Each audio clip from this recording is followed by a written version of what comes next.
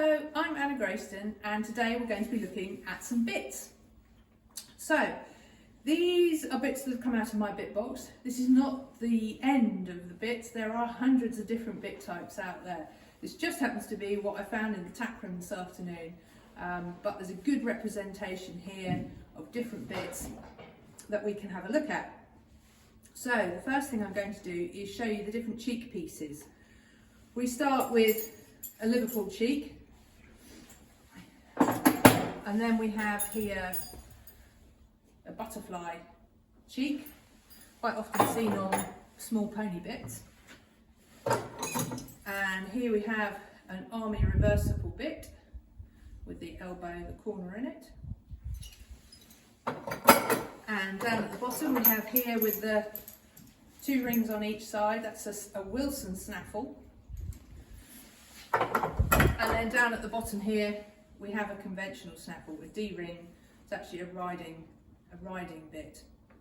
It's the bit I'm actually driving my Hackney in at the moment. He seems to quite like it. So they're the different types of cheek piece that we've got here today, and as you can see there are plenty of different mouthpieces. So when I started driving, this was basically all you could buy, a straight bar Liverpool in plain stainless steel. Wriggles on one side, ridges on one side and smooth on the other. Generally you'd always drive with the smooth side back onto the pony's tongue.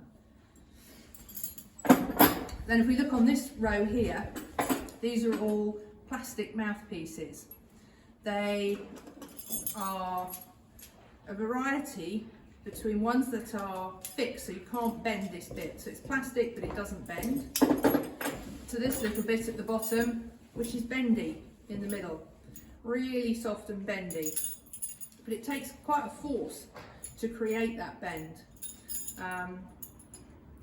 Not such a huge fan of these if the horse is going to chew on them, because there's a wire running through the middle. And these three bits here, obviously different sizes of rubber, smaller and then thicker diameter ones. Just depends what size mouth your horse or pony has, and what's going to be comfortable and fit their mouths well. And these three black plastic bits are all what's called a mullen mouth. Don't know if you can see, the curve is forward in the mouth, creating more room for the tongue underneath. So that's a mullen mouth. Then if we move into, where should we look next? Let's look at this row next. So this is a butterfly bit with a little small port in it. So a port is an arch that goes up in the mouth. They come in different heights, and this mouthpiece also happens to be sweet iron. So that's a different type of metal. Often for horses or ponies that find the stainless steel very cold, the sweet iron is slightly warmer in their mouths, and some horses prefer it. It's quite often a bit of trial and error. Here a mullen mouth, the army reversible has a port, and here is a Liverpool with just a plain low port in it. Some horses or ponies like a little bit more room for their tongue, and that small port can create a bit more space for the tongue. So this is a really nice little pony bit, tiny little cheeks on it, keep in proportion with the pony's head, and it's got a double joint in the middle. So it's got a small lozenge in the middle, it's a double jointed bit. So the Wilson snaffle that we saw earlier, you would hang the cheek pieces off this independent ring. So two of the rings are independent, and you hang the cheek pieces of your bridle onto those, and then attach your rein onto both rings at the side. So your rein would come around both rings at the side. This one just with a single joint in it. This bit that I spoke about earlier, this is the bit that my Hackney likes at the moment. This is called a Sprenger D-Max. Again with a double joint, nice loose lozenge in the middle, but once it gets to a certain point it creates a mullen mouth and it doesn't bend anymore. He really likes that at the moment. So onto the middle here, we've got some more different mouthpieces, all on Liverpool cheeks. The top two are what's called a Sam Marsh mouthpiece. So it looks like a bit of a mouthful, but it's a flat plate that rotates. So you can see I'm holding the cheek piece on my side, but the mouthpiece moves. So the mouthpiece will lay flat on the tongue. So there's no action from the bit, the mouthpiece. There's no action from the mouthpiece when the cheek piece rotates. So the mouthpiece stays still as you use the rein on the Liverpool cheek. So this bit only has pole pressure and curb pressure. The flat plate stays flat on the tongue, and you can see it's got a slight bump in it as well to give a bit more tongue room. One of my championship ponies loved this bit. Slightly different version here. This is called the Conrad.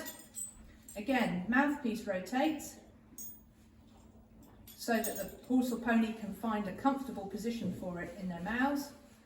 And then again, you will only get pole pressure and curb pressure. So the mouthpiece stays still in the horse or pony's mouth. So that's a Conrad. Then if we look at this one with the lip rings on it, I put lip rings on here because this has got a lot of movement in the Liverpool cheek, and I didn't want my pony's lips to get caught or get pinched. So that's why the lip guards are there. Now this one, at first look, might look like a mullen mouth, but actually, if you can see, let's put it this way around, there we are, probably easier to see, the curve is forward. So this is a 45-degree arch bit. It's not an arch up down, it's slightly angled forward in the pony's mouth. So again, slightly different, again gives a bit more tongue room compared to a mullen mouth. Then we're on to what are called a swales bit. This is a little bit like the Wilson snaffle in that you have these independent rings, and that's where you attach your cheek pieces to, these independent rings on the inside, and then the action of the bit is independent. So this bit has no pole pressure, will only have tongue pressure and curb pressure as the bit rotates. So that's just one sort of swale. This one's called a tulip cheek.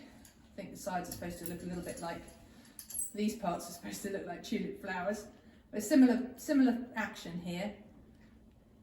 No pole pressure as the bit rotates. You'll have mouth pressure on the bars of the tongue and curb pressure as the bit rotates. This one is an arched bit, a plain arched bit, so the arch is up and down in the mouth. So that's a tulip bit. And the last thing I've got on the table to show you, obviously we've got, most of these bits are curb bits with curb hooks. And we've either got a chain curb for driving, the lip ring should come off. This has come off a ridden double bridle. So that's a curb chain. We've got an elastic curb chain that's got some give in it, or we have a leather curb, so slightly softer in the chin groove.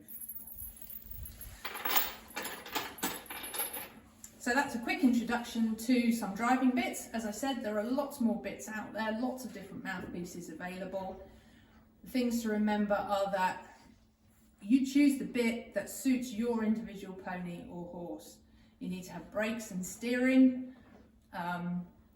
Sometimes if you're going to change a bit, you might want to long rein first to make sure that you've got that brakes and steering before you put them in the carriage with a new bit. Always make sure you have your horse or pony's teeth checked by a registered horse dentist or vet at least once a year. And if you're looking to find out about the fit of the bit, then you need to have a look at my bridle fitting video. Thank you very much.